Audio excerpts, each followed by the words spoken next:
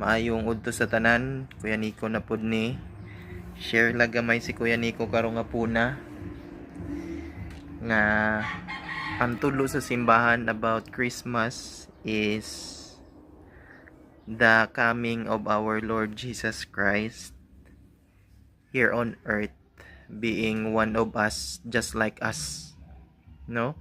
Ang tawag ani is the doctrine of the incarnation. The Word became flesh.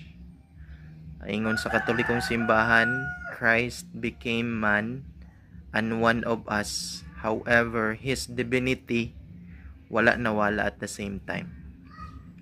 So Christ is both 100% God and 100% man.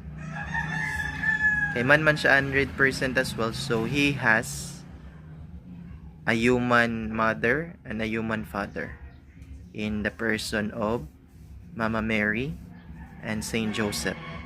So that is why kita mga Katoliko, it's very important kanatay paghigugma o devotion diya kay Mama Mary.